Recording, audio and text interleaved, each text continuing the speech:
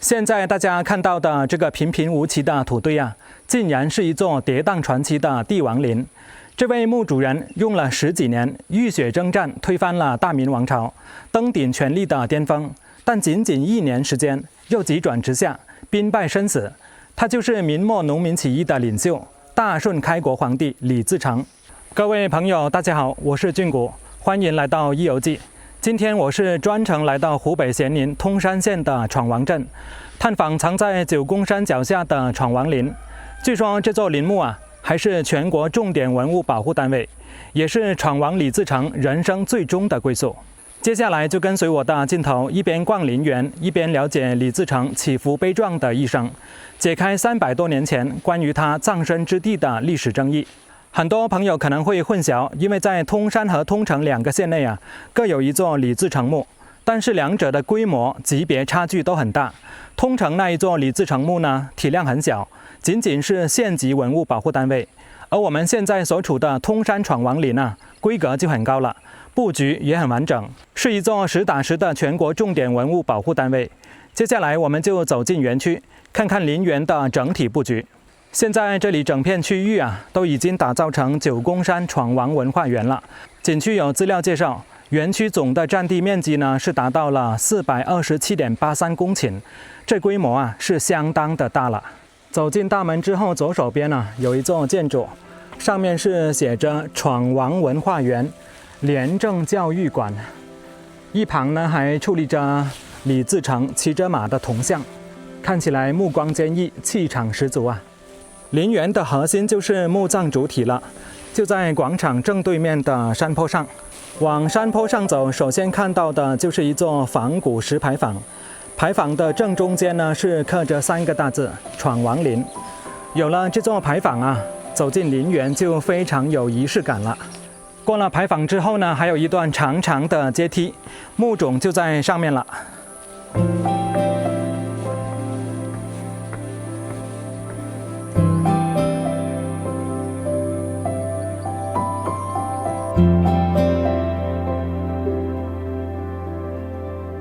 从阶梯上来之后呢，就可以看到九宫山下的李自成墓了。墓前还摆放着香炉台，正中啊立着一块大石碑，上面刻着“李自成之墓”5个大字。这是近代大文豪郭沫若先生亲笔题写的。石碑后面的文字呢，就完整概括了李自成跌宕起伏的生平事迹了。其实这座闯王陵啊，并不是一开始就建成这个样子的，而是前后经历了多次大规模的修缮。早在1955年的6月份啊，当地政府就专门拨款启动李自成墓的首期修缮工程。在开挖修整墓室的过程中呢，就发现棺椁的内部啊早已腐朽殆尽，只剩下类似黑土灰尘的残留物，也就是说尸骨早已化成灰了。在里面啊，还发现了几颗残存的马钉。在当地王氏家族的后人啊，世代都流传着这样的说法：当年李自成遇难之后呢，正是王家人先出面，草草收敛尸骨，把他安葬在这里。后来到了1991年，通山当地发生了特大暴雨，山体出现了大面积的滑坡，古墓的本体啊受损非常严重，原来的护坡封土大面积垮塌，墓葬岌岌可危。那么为了保护文物，在1996年10月，当地再次规划启动重修工程，历时半年多施工，在1997年4月份全面竣工。竣工之后就是我们眼前看到的这个样子了。所以说整座闯王陵啊，看起来是非常新的。在墓冢的后方呢，还有一块红沙立岩的浮雕，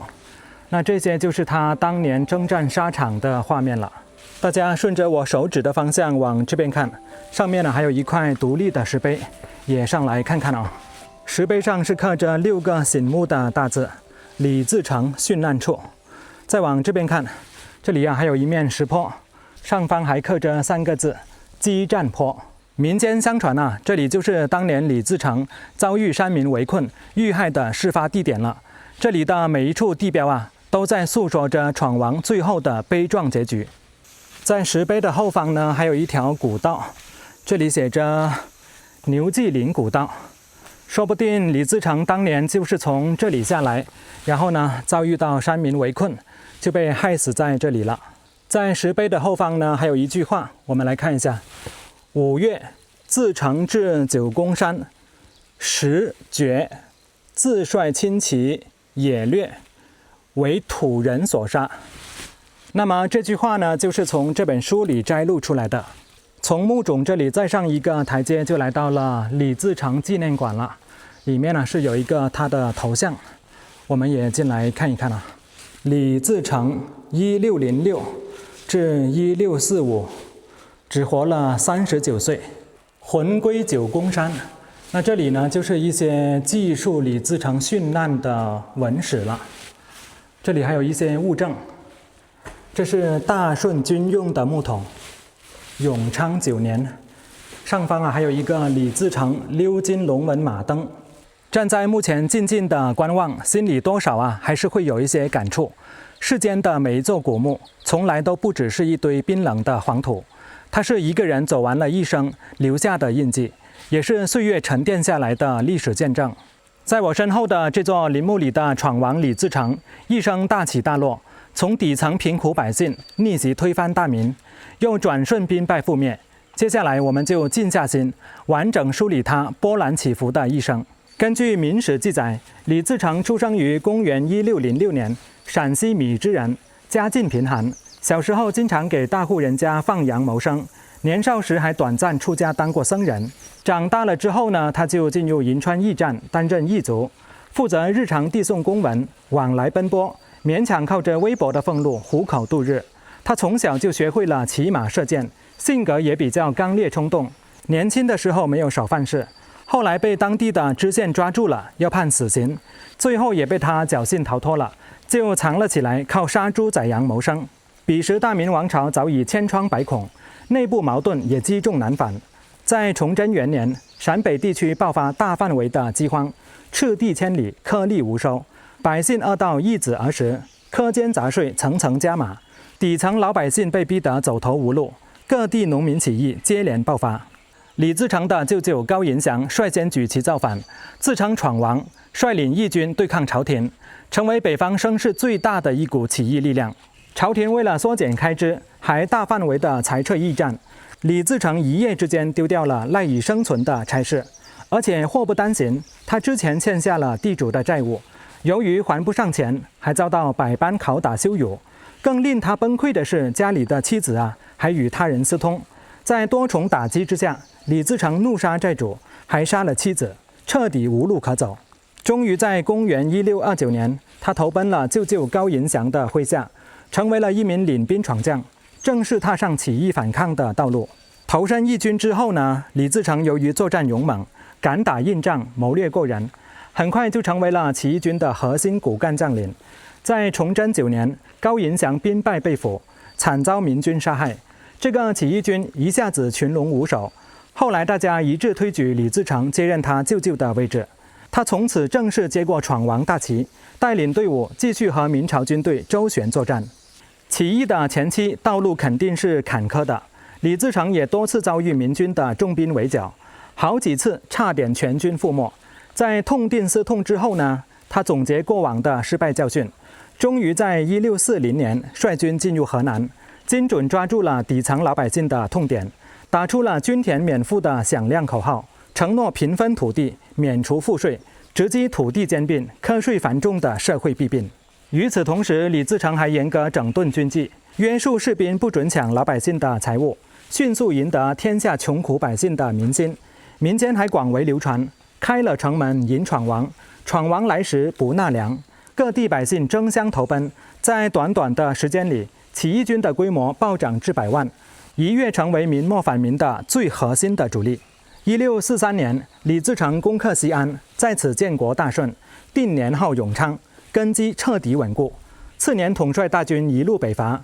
连破太原、大同重镇，兵锋直指北京城。崇祯17年3月，大顺军队攻破北京城内，在绝望之中，崇祯皇帝独自前往眉山自缢殉国。续存276年的大明王朝就此宣告实质性灭亡。李自成踏进紫禁城的时候，满心以为天下已定，霸业将成，可万万没有想到，占领北京不是辉煌的起点，反倒吹响了自己快速灭亡的号角。明朝覆灭之后，山海关总兵吴三桂手握精锐边防兵力，成为了左右时局的关键人物。一开始，吴三桂已经同意了归顺李自成，时局本可以平稳收拢，可大顺的高层连接犯下致命的错误。李自成麾下的大将刘宗敏大肆追庄考掠，不仅软禁吴三桂留在京城的全家老小，还强占吴三桂的爱妾陈圆圆，彻底激怒了吴三桂。一怒之下，吴三桂撕毁了归降约定，